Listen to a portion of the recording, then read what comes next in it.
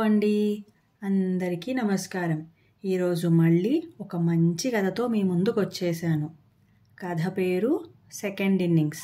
దీన్ని రచించిన వారు నందిరాజు పద్మలత జయరాం గారు.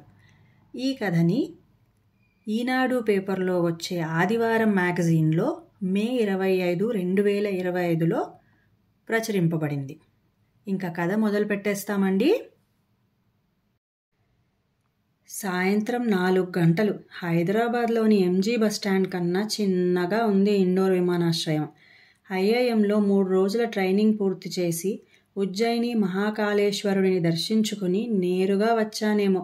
ఆకలి దంచేస్తోంది. సాయంత్రం 6ంటికి కదలాల్సిన ఎయిర్ ఇండియా విమానం 5 గంటలు ఆలస్యం. కొద్దిసేపు ఆగి రెస్టారెంట్లో ఏదైనా తిందామని నిర్ణయించుకుని మొబైల్ ఫోన్ చూడసాగాను. పాదం మీద టన్ను బరువుతో ఎవరో తొక్కినట్లయి అబ్బా అని గట్టిగా అరిచి కాలు లాక్కున్నా. 60 ఏళ్లకి తక్కువగాని ఆంటీగారు నా కాలు మీదకి తన తాతల నాటి సూట్ కేసు ఎక్కించేసి దాని మీద కూర్చున్నారు. అయ్యో సారీ ఖాళీ సీట్లు లేక కూర్చున్నా. నొప్పిగా లేదు కదూ అడిగింది. ఎలుక పిల్లి మీద ఏనుగెక్కితే నొప్పిగాక చమ్మగా ఉంటుందా? ఒళ్ళు మండిపోయింది నాకు. ఆవిడ ఒక్క అంగుళం కూడా పక్కకి జరగకపోగా నా బొంద, ఇక్కడ హిందీ మొహాలేగా అన్నీ, నీకు తెలుగేం అర్థమై వస్తుంది? యువర్ కాలు ఎట్లా ఉంది హై? బ్లడ్ ఏమన్నా వస్తోంది హై అంది. పాదం చూసుకున్నాను. బొటనవేలు గోరు చిట్లింది. రక్తం వస్తోంది. బ్యాగ్లో నుంచి చేతి రుమాలు తీసుకుని కట్టాను. నెత్తురంటిన చెయ్యి కడుక్కొని వచ్చేలోపు నా సీటు ఆంటీగారు కైవసం చేసుకున్నారు. ఇహ ఏమీ చేయలేక మొహం మరోవైపు తిప్పుకొని నిల్చున్నా. నేను సీనియర్ సిటిజన్ హై, సీటు కావాలి హై. అడగకపోయినా చెప్పిన ఆంటీగారితో నేను తెలుగు అమ్మాయినే అని చెప్పడం డేంజర్ అనిపించింది. విననట్లు చెక్-ఇన్ కౌంటర్ వైపు చూస్తూ నిలుచున్నా. ఆలస్యమైన ఫ్లైట్ గురించి జనం ఆగమనం చేస్తారనో ఏమో రాత్రి 7ంటికి గానీ కౌంటర్ తెరవలేదు. నాకు వెయిటింగ్ హాల్లో సీటు దొరకనూ లేదు. పడిగాపులు కాస్తున్న నాకు మరోసారి కాలు కసుక్కుమంటే గానీ తెలియలేదు. ఆంటీగారు ఉదారంగా సీటు త్యాగం చేసి తన సూట్ కేసుతో ఇంకో గిఫ్ట్ ప్రసాదించారని. మరోసారి బాధతో కెవ్వుమని ఉసూరంటూ కూలబడబోతూ ఆంటీగారి ఆనుపానులు చూసేసరికి తెరచిన ఎయిర్ ఇండియా చెక్-ఇన్ కౌంటర్ వైపు దూసుకుపోతోందావిడ. హమ్మా ఆంటీ! ఆవిడ అలర్ట్నెస్కి మహాశ్చర్యపడుతూ ఆవిడ వెనకాలే క్యూలో నిల్చున్నాను. నన్నోసారి చూసి చిన్ని నవ్వు నవ్విందావిడ. మూతి గట్టిగా ముడిచి మరోవైపు చూడసాగాను. ప్రహసనం మొదలైంది. కౌంటర్లో అతనికి ఈవిడ అద్భుత హిందీ ప్రావీణ్యం అర్థం కాక నానా అవస్థపడుతున్నాడు. ప్లేన్ ఇంత late high, window seat give. Counter అబ్బాయికి అర్థమైనట్లుంది. అదేం కుదరదు, విండో సీట్స్ అన్నీ ఎక్స్ట్రా పేమెంట్తో ముందే వెబ్ చెక్-ఇన్ అయిపోయాయి. ఆర్డర్ ప్రకారం వస్తాయి సీట్లు అంటూ ఆమెకి బోర్డింగ్ పాస్ ఇచ్చి పక్కనున్న కన్వేయర్ బెల్ట్ మీద లగేజ్ చెక్-ఇన్ చేసుకోమన్నాడు. చూస్తే ఆ సూట్ కేసు 20 కిలోలుంది. మళ్ళీ గొడవ మొదలు. 15 ఉండాలి, అదనంగా 600 కట్టమన్నాడు కౌంటర్ క్లర్కు. చస్తే కట్టను, మీ మిషన్ తప్పు, 20 కిలోలు లేదంటోంది ఆవిడ. చాముండేశ్వరి ఆంటీ. ఇందాక బోర్డింగ్ పాస్ ప్రాసెస్ అవుతున్నప్పుడు విన్నాను ఆవిడ పేరు. ఆవిడ తెలుగు హిందీ పోటాపోటీగా పోట్లాడేసుకుంటుంటే నిల్చుని నా కాళ్ళు పీక్కుపోతున్నాయి. ఇక నేను నోరు తెరవాల్సిన సమయం ఆసన్నమైందని గ్రహించి, మేడం, ఫ్లైట్ రూల్స్ ప్రకారం 15 కేజీలే ఉచితం. ఒక పని చేయండి, కాస్త అవతలికి వెళ్ళి అదనంగా ఉన్న 5 కేజీలు తీసి మీతో పాటుగా ఉండే హ్యాండ్ బ్యాగ్లో నింపండి సలహా ఇచ్చాను. ఇందాకటి నుంచి అలా బెల్లం కొట్టిన రాయిలా నిల్చున్నావు, తెలుగమ్మాయివేనా? సర్లే ఉండు అంటూ ఇంకా అక్కడే నిల్చుందావిడ.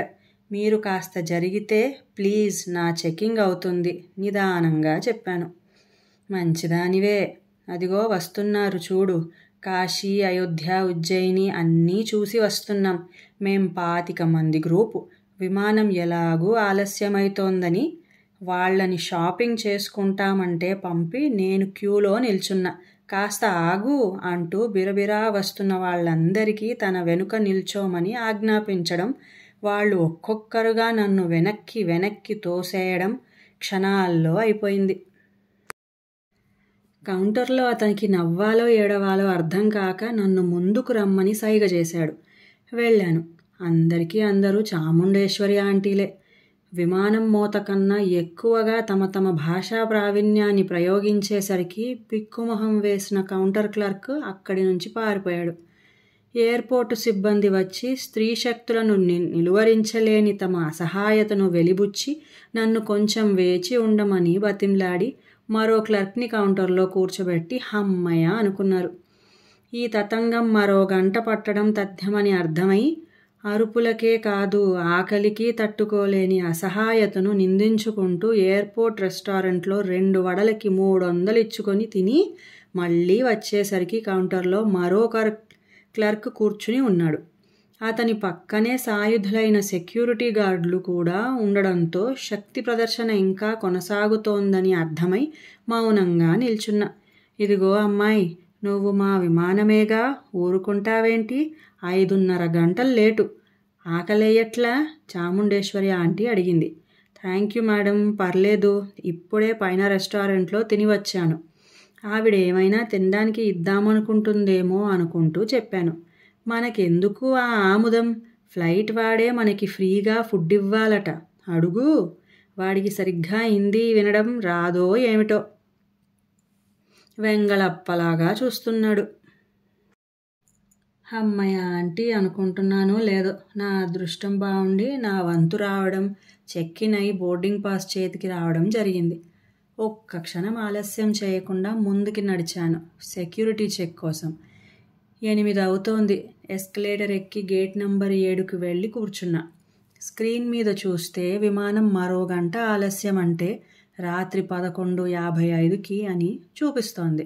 రోట్లో తలపెట్టాక తప్పేదేముంది గనుక మిరిండా, జూలై నవల ఆల్ ఫోర్స్ తీసి చదవడం మొదలుపెట్టాను. 2 వడలు అరిగిపోయినట్లున్నాయి. ఆత్మారాముడు ఇంకేదైనా ఇవ్వమని అడుగుతున్నాడు. Excuse me madam, flight delayed. అసౌకర్యానికి క్షమించండి. మీ ఫ్రీ ఫుడ్ కూపన్ తీసుకోండి. ఏదైనా ఒక డెలికసీ, ఒక బెవరేజ్ తీసుకోవచ్చు ఉచితంగా. ఎయిర్ ఇండియా ఉద్యోగి నన్ను వెతుక్కుంటూ వచ్చి చేతికిచ్చాడు. ఆంటీస్ గెలిచారన్నమాట. అతనికి థ్యాంక్స్ చెప్పి రెస్టారెంట్కి వచ్చేసరికి పెళ్లివారిల్లలే ఉందక్కడ. తెలుగు విందులు జరుగుతున్నాయి. టూరిస్ట్ గ్రూపు సభ్యులు ముందు చూపుతో తెచ్చుకున్న బ్రహ్మాండమైన భోజనాలతో పాటు రెస్టారెంట్ మెనూని మొత్తం ఆర్డర్ చేసినట్లున్నారు. నవ్వులు, కేరింతలు మిన్ను ముడుతున్నాయి.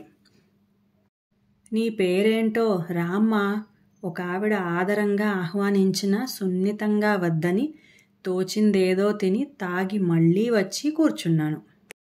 ఫ్లైట్ బయలుదేరబోతోందని అనౌన్స్మెంట్ వచ్చింది. అదృష్టవశాత్తు నాది కిటికీ సీటే. దురదృష్టమేంటంటే నా పక్క సీటు చాముండేశ్వరి ఆంటీది. ఈ గంటన్నర కళ్ళు గట్టిగా మూసేసుకుని కూర్చోవాలని నిర్ణయించుకున్నాను. నీ పేరు రమ్యానా? విమానం టికెట్లో చూశాలే. పెళ్ళి అది అయ్యిందా? చదువుకుంటున్నావా? ఉద్యోగమా? కళ్ళు మూసుకున్నానని కుదిపి మరీ అడుగుతుంటే ఏం చేసేది? పెళ్ళి అది 2 కాలేదండి. సాఫ్ట్వేర్ ఉద్యోగిని. ఇక్కడ ట్రైనింగ్కి వచ్చాను. నిద్రొస్తోందండి చకచకా చెప్పి మళ్ళీ కళ్ళు మూసుకున్నాను. రోజు పోయే నిద్రేగా అన్నట్టు మా విషయం చెప్పనే లేదుగా నీకు. ఓ క్షణం ఊపిరి తీసుకుని మొదలెట్టింది. చచ్చానురా బాబోయ్ అనుకుంటూ పిచ్చి మొహం వేసుకొని వినసాగాను. ఇదిగో అమ్మాయి విను, మేమందరం హైదరాబాద్ శివార్లో ఉండే వానప్రస్థ అనే ఓల్డేజ్ హోమ్లో ఉంటాం. ఒంటరి ఆడవాళ్లమే అందరం.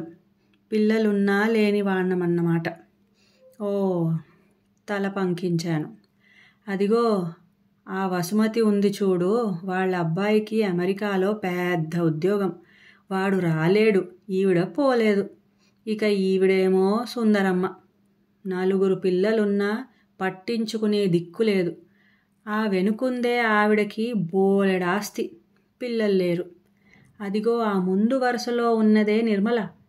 ఉన్న ఊరు వదిలి కూలి పనికి వచ్చి బిల్డర్గా మారిన మేస్త్రి భార్య. తండ్రి చేర్చి పెట్టిన ఇళ్ళు, అపార్ట్మెంట్లు పంచుకుని ఆవిడని ఏకాకిగా వదిలేశారు పిల్లలు. నా వెనకుందే ఆవిడ సువార్తమ్మ, నర్సు. భార్య ఉన్నదని తెలియక ఓ డాక్టర్ని పెళ్లి చేసుకుంది. గొడవలయ్యాక తన మోజు తీరాక ఆయనగారు చిల్లి గవ్వ కూడా ఇవ్వకుండా వదిలేశాడు. ఓపిక ఉన్నంతకాలం నర్సుగా పనిచేసి ఇప్పుడు మా హోంలో చేరి మాకు సేవ చేస్తోంది. మా అందరికీ కొత్త విషయాలు చెప్తూ ఇలా ఊళ్ళు తిప్పుతూ ఉండే ఊర్మిళ మేడం గారు పెద్ద ప్రొఫెసర్గా పనిచేసి రిటైర్ అయ్యారు. ఎంచేతో పెళ్లి చేసుకోలేదు. ఆవిడ మా వానప్రస్థలోనే ఉంటారు. గుక్క తిప్పుకోకుండా చెప్తూ నేను వింటున్నానో లేదో అని నా వైపు చూసింది ఆంటీ. చాలా జాగ్రత్తగా వింటున్నానని నన్ను చూస్తే అర్థమైనట్లుంది. ఊర్మిళ గారి వైపు చూశాను. ఆవిడ కాస్త ఎడంగా కూర్చుని ఓషో పుస్తకం చదువుకుంటోంది. మామూలు నేత చీర కట్టుకున్న ఆమెలో ఏదో తేజస్సు ఉంది. ఆంటీ మళ్ళీ చెప్పసాగింది. చిన్నపిల్లవి కదమ్మా, నీకు అర్థమయ్యే సమస్యలు కావనుకో. మా తరం అంతా ఇంతే తల్లి అన్నట్టు నా సంగతి చెప్పనే లేదు కదూ. కోవిడ్ మహమ్మారి మా వారిని ఎత్తుకుపోవడం, కోడలు మహమ్మారి వల్ల మా అబ్బాయి ఆత్మహత్య చేసుకోవడం, దాంతో నేను ఒంటరినయ్యాను. నాకు నేనే ధైర్యం చెప్పుకొని ఈ వానప్రస్థ చేరాను. మొగుడు, పిల్లలు, బాధ్యతలు, వీటితో చాలా కాలం మాకంటూ ఒక బతుకు ఉందని గ్రహించే సమయం చిక్కదు. కాలం గడిచి ఓపిక తగ్గి ఒంటరిగా మిగిలిపోయి వెనక్కి చూసుకుంటే అనుభవాలతో పండిపోయిన జీవితం అడుగుతుంది, నీ కోసం నువ్వెప్పుడు బతికేది అని. అందుకే అందరికీ అందరం వేర్వేరు పరిస్థితుల్లో ఒక చోట చేరాం. కలిసి జీవిస్తాం. గతాన్ని తవ్వుకుని ఏడవడం వృధా అని మా ఊర్మిళ మేడం చెప్తుంది. నిజమే కదా. చాలా మామూలుగా చెప్పుకుపోతోంది ఆవిడ.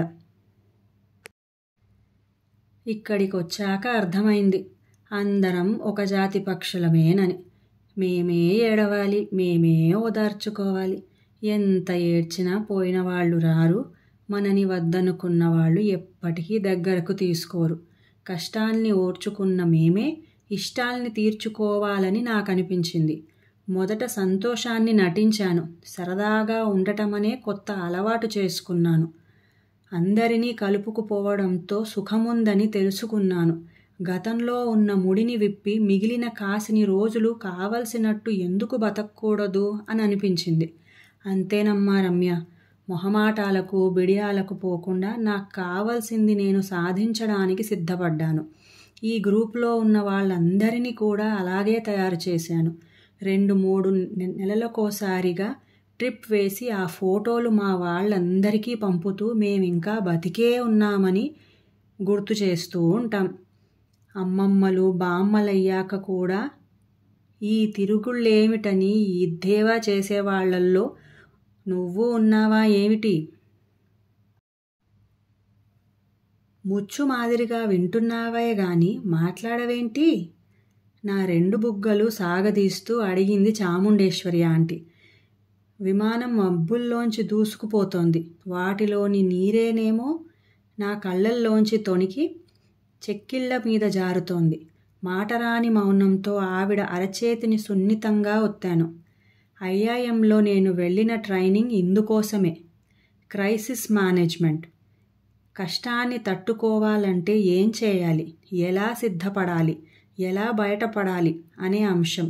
ఈ స్త్రీలు ఏ ట్రైనింగ్కి వెళ్ళారు, ఏమంత చదువుకున్నారు? కాదు, చదువుకున్నారు. జీవితాన్ని చదువుకున్నారు, అనుభవాలతో నేర్చుకున్నారు, మదనతో కాక మనస్సుతో జీవించడం అలవర్చుకున్నారు. బతుకు బండిని ఎగుడు దిగుడుల్లో దిగబడకుండా కాస్త ఆగి నెమ్మదిగా అయినా సరే నడుపుకుంటూ వెళ్ళిపోతున్నారు. గమ్యం చేరామని పైలట్ అనౌన్స్మెంట్ ఇచ్చాడు. గలగలలాడుతూ దిగిపోతున్న అమ్మలందరికీ చేతులతో వీడ్కోలిస్తూ మనసారా నమస్కరించాను. వాళ్ళ సెకండ్ ఇన్నింగ్స్ సక్సెస్ అవ్వాలని కోరుకుంటూ ముందుకు కదిలాను. ఇక కథ సమాప్తం. ఈ కథ మీకు నచ్చినట్లయితే please like, share and subscribe. ఇంకా ఉంటానండి.